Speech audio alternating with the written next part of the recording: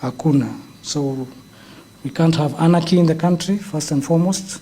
So even as people exercise their rights, it should be within limits and within bounds. I want to be very clear that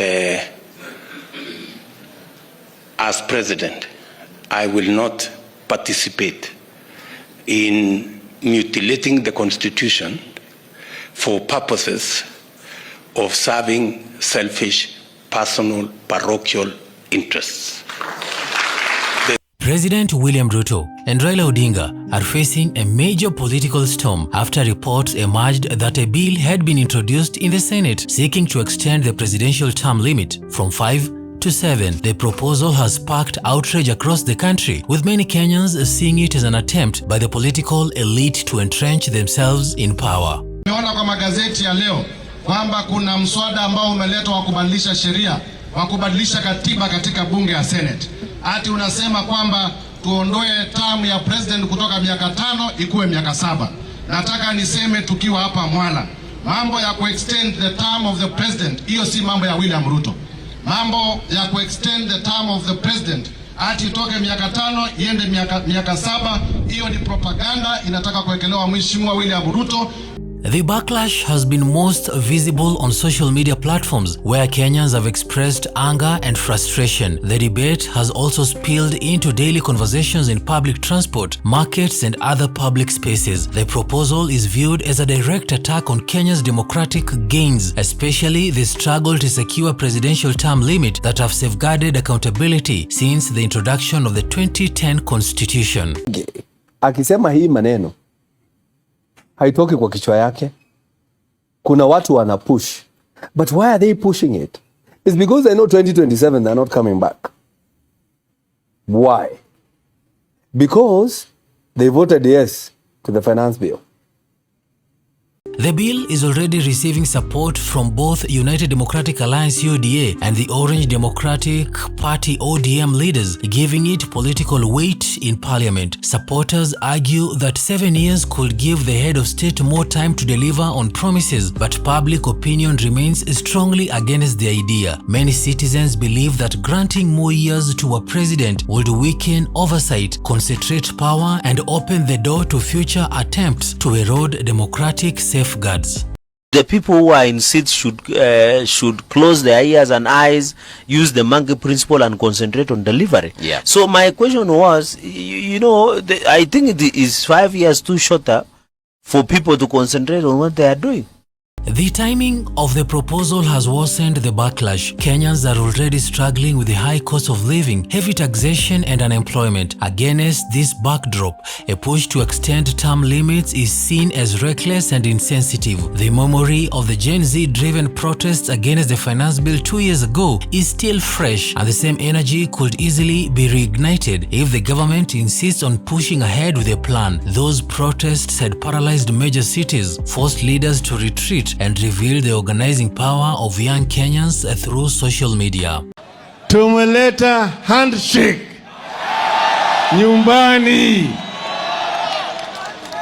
Hii ndio mara ya kwanza tangu tarehe 9 mwezi wa 3 mwaka jana tuliposhikana mkono na ndugu yangu ambayo tumefika. Neither Ruto nor Raila has spoken publicly on the matter, a silence that has only intensified public suspicion. Many observers believe that the two leaders may be testing the waters to see how Kenyans react before making their position clear. Their recent political partnership has also raised questions about whether this move is part of a broader strategy to secure more time in office under the guise of reform.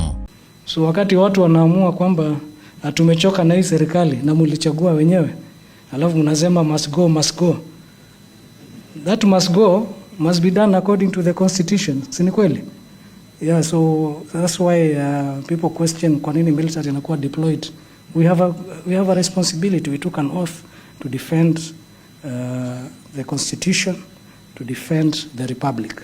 And that's why it is necessary that the security institutions are professional and the professionalism will come. The security apparatus has already begun treating the matter as a potential national crisis. Intelligence sources have flagged the possibility of demonstrations in major towns, including Nairobi, Kisumu, and Mombasa. The National Police Service is said to be preparing contingency plans, while the Kenya Defence Forces KDF have been placed on high alert in case the situation escalates into widespread unrest. The mention of military readiness underlines the seriousness with which the state is viewing the growing public anger. So this issue of how politics goes and all that, by the way, the military, one of the core values is that we are apolitical. We don't support any political side. We defend the constitution and the government of the day.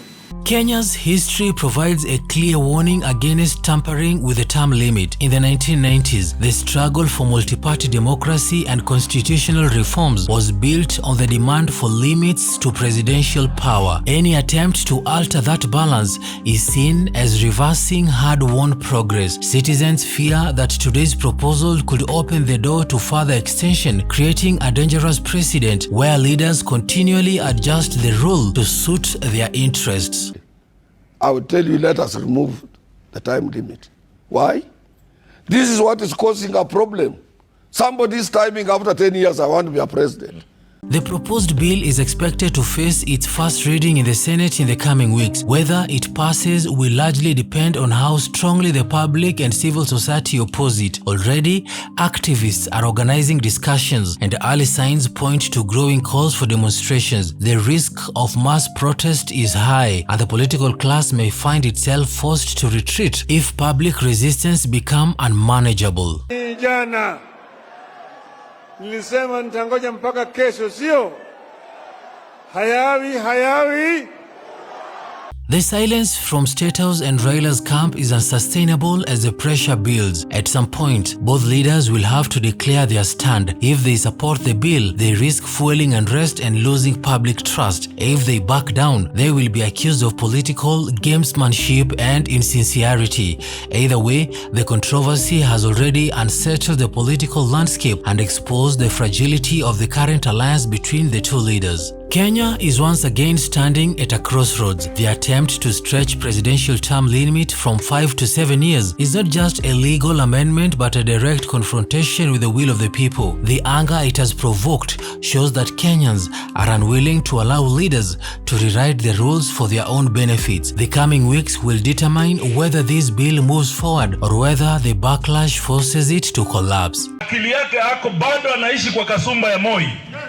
Hajui maneno Moi alitufanyia sisi. Watu wanaumia, wewe wanasema Ruto aendelee kuongeza wa extend term limit kutoka miaka 5 ifike 7. Wananchi mnakubali hiyo? For now, the message from the streets and online platform is clear. Kenyans are not ready to surrender 2 extra years to any leader, and they are prepared to resist if the political class ignores their voice. The country is bracing for possible demonstrations, and with the security forces already on alert, the standoff between citizens and leaders over term limits may soon become the next major political showdown. The same way we opposed BBI, because it was meant to achieve selfish, parochial, personal interests. We will oppose any move to change the constitution. I will be at the front to say no to any change of the constitution, to change term limit. Wako na nia ya kuintroduce muswada kwa bunge ya kufanya ati president anaweza kuwa na limitless terms, akae mpaka maisha yake yote. Hatuwezi kurudi nyuma kwa katiba ya siku za Moi. Mtu ni miaka yako 5, unakuja unaomba ingi